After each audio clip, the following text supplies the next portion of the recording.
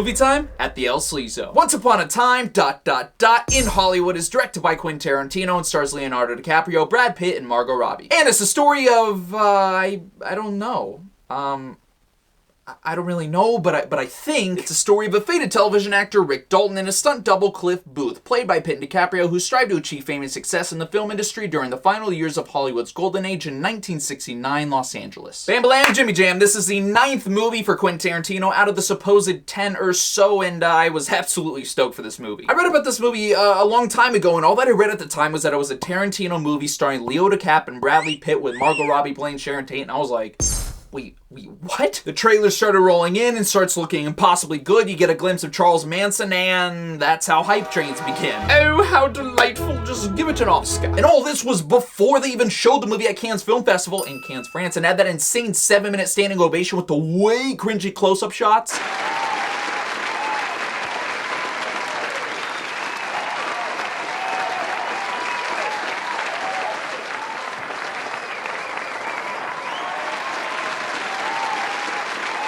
To me, the worst part of the whole thing was they zoomed out too quickly. I wasn't finished counting your eyeball veins. This is what happens when you let your cousin handle the family video camera. So Ben, how close can you go?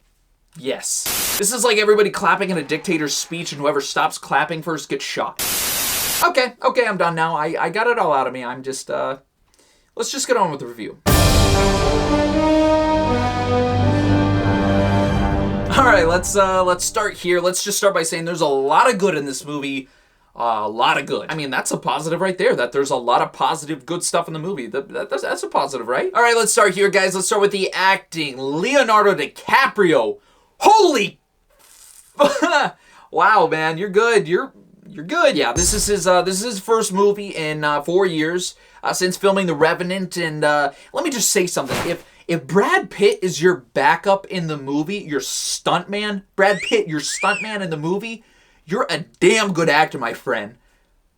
Leo DiCaprio is my favorite working actor today. He's just unbelievable, and I'm putting it out there. He's gonna get nominated for Best Actor. Just phenomenal job. There's one improv scene that is incredible. I mean, the man is just good. I can't say enough. We gotta move on, or I'm gonna stay on him all day.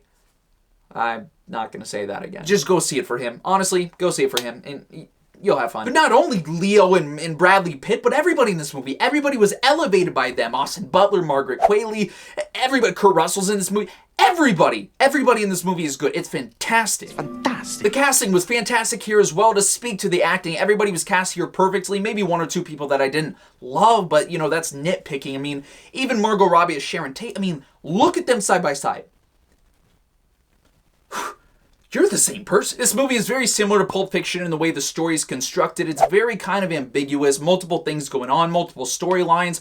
By the end of the movie, I like the story a lot. If you've seen any Quentin Tarantino movie at all, you know the screenplay is going to be top-notch fantastic. It's very natural, very witty, very funny. He worked on this screenplay for 5 years, and it was incredible. And to kind of piggyback off of that, the movie is very funny as well. One of his funnier movies, in my opinion. Again, it's witty, it's clever, it's hilarious, I mean, what else can you say other than, you know, it's good. It's good. I really loved how realistic this movie was with being in the 60s. It didn't at all feel like you were watching a modern movie. It just felt like an older film. The set design, the color palette, even though it was a creepy time, the other stuff was great. Being an editor myself, the editing was fantastic. They must have had a blast editing this movie. I mean, the way the timeline works and everything was just great to see. Transition to the fantastic soundtrack as well. Really honed in that 60s nostalgia. Great songs, great choices.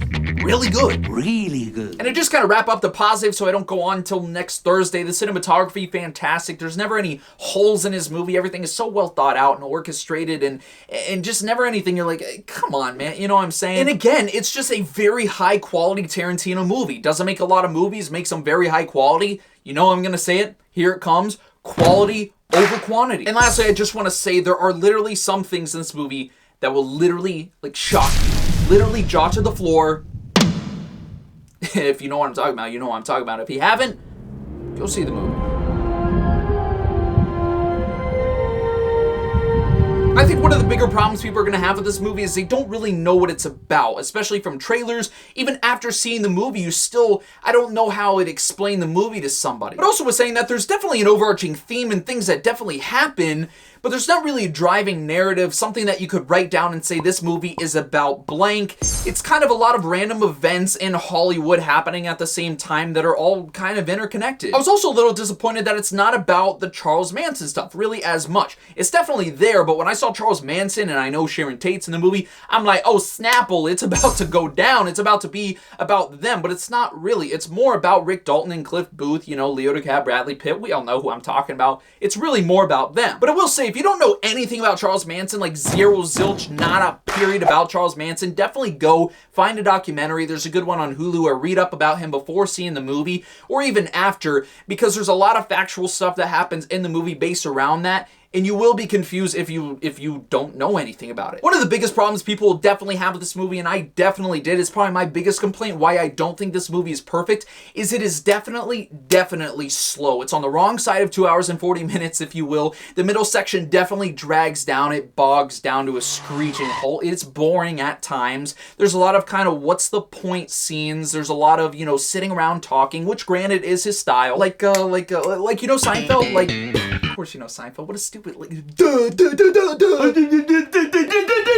it's like Seinfeld, a lot of sitting around talking, making something out of nothing. Granted, that's his style, and a lot of people might not like that style, but I happen to fall on the side that does, so it was a very different experience for me. And just to kind of take everything and wrap it up in a bow, I definitely don't think this is his best movie, especially over Pulp Fiction and Reservoir Dogs, which, granted, are two of the top, 50 movies of all time. But you know what I'm saying. Don't go into the movie expecting it to be the greatest thing since sliced bread, because it's not going to be unless you think so, but I don't, so that's all that matters.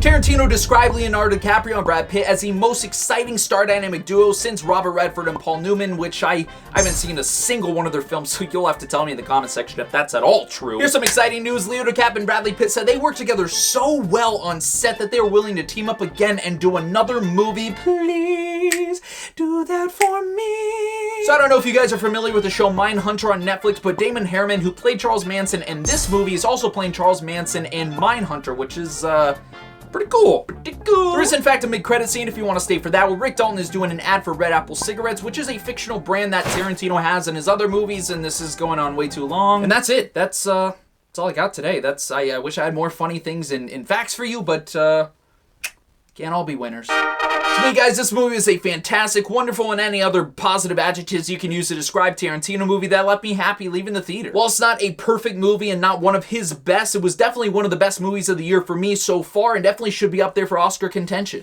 Once Upon a Time in Hollywood was a great movie, and I'm gonna give it a 9 out of 10. As always, guys, thank you so much for checking out this video. If you enjoyed this video, please leave a like below. Let's try to get this video to 10 likes. Comment below your favorite Tarantino movie. If you've seen Once Upon a Time in Hollywood, if you haven't, if you want to, if you don't. If you have, please subscribe to my channel. Hit that bell for notifications. And as always, guys, for everything good, great, and okay, I'll see you in the next one.